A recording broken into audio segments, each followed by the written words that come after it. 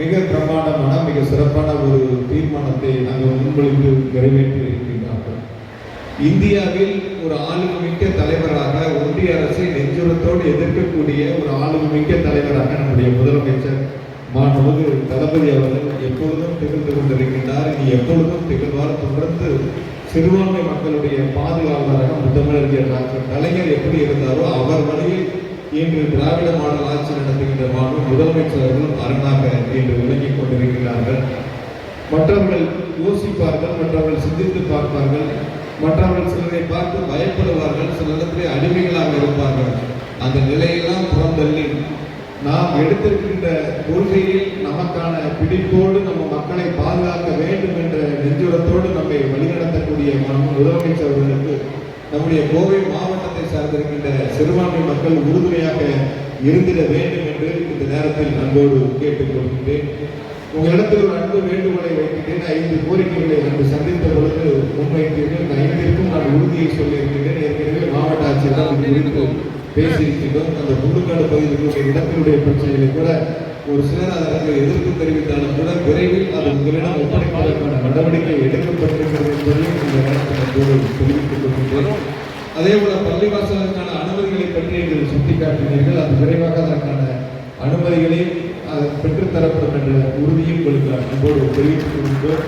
அதே போல டவுன்காஜி நியமிப்பது சம்பந்தமாக சொல்லியிருக்கின்றீர்கள். அதற்கு மாவட்ட ஆட்சியரிடம் பேசி விரைந்து நடவடிக்கை எடுக்கப்பட்டு வருகிறது. விரைவில் அதற்கான ஒரு நிரந்தர தீர்வு, பல வருஷம் தீர்க்காத அந்த பிரச்சனைகளுக்கு ஒரு நிரந்தர தீர்வை ஏற்படுத்தி தரப்படும் என்ற உறுதியை உங்களுக்கு அன்போடு தெரிவித்துக் கொள்கின்றேன். ஒரு உறுதியை உங்களுக்கு சொல்கின்றேன். எங்கள் ஊரில் எங்களுடைய மாவட்ட மக்களோடு சேர்ந்து பள்ளிவாசல் கட்டுகின்ற பணியில் என்னையும் நினைத்துக் கொண்டு அவர்களோடு அந்த கட்டிட பணியில் பங்கு பெற்று அந்த பணியை நாங்கள் சிறப்பாக முன்னெடுத்து சென்று கொண்டிருக்கின்றோம். எனவே கோவை மாவட்டத்தில் இருக்கக்கூடிய இங்கே வந்திருக்கக்கூடிய மூத்தவர்கள் ஒரு வேண்டுகோளாக சொல்வது, ஏற்கனவே நீங்கள் பல நல்ல காரியங்கள், சிறப்பான காரியங்களை கல்வி உட்பட அனைத்தையும் செய்து கொண்டிருக்கின்றீர்கள்.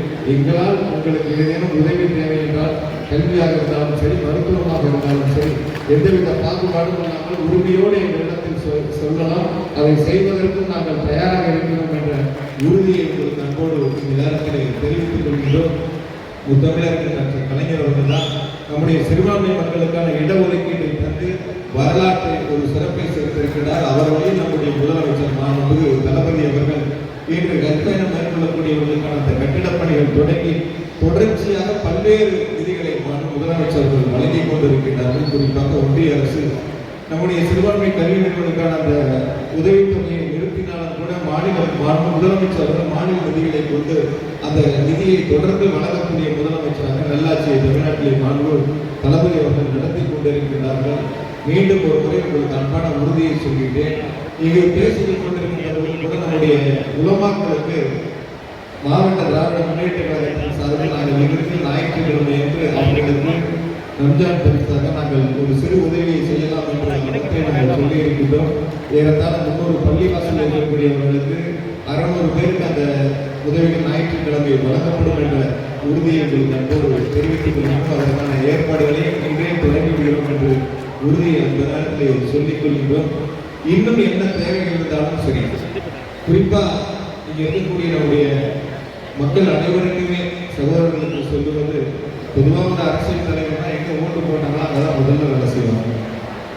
வெற்றி பெறாத இடங்கள்ல பின்னாடி பார்க்கலாம், முதல்ல நம்ம வெற்றி பெற செய்த இடங்கள்ல பார்க்கலாம் அப்படின்னு நினைப்பாங்க. நம்ம முதலமைச்சர் அப்படி அல்ல. 234 தொகுதிகளுக்கும் சேர்த்து சட்டமன்ற உறுப்பினராக தானே சட்டமன்ற உறுப்பினராக இருந்து அனைத்து தொகுதிகளுக்கும் சமமான வளர்ச்சி திட்டங்களை எல்லோருக்கும் எல்லாம் என்ற உன்னத நோக்கத்தோடு செயல்படுத்தக்கூடிய முதலமைச்சர் மாண்புமிகு தளபதி அவர்கள் சென்னை நீங்களாக ஒரு அரசு நிகழ்ச்சிகளுக்கு அதிக அளவில் சென்ற மாவட்டம் என்ற பெருமையை கோவை மாவட்டம் முதலமைச்சர்கள் வருகிறது சிறப்பை சேர்த்திருக்கின்றார்கள். இன்னும் நாம் என்ன தேவைகள் இருந்தாலும் கூட அதை முதலமைச்சருடைய கவனத்திற்கு நாம் எடுத்து செல்கின்ற பொழுது முழுவதுமாக அதை நிறைவேற்றி தருவதற்கு முதலமைச்சர்கள் தயாராக இருக்கின்றார்கள்.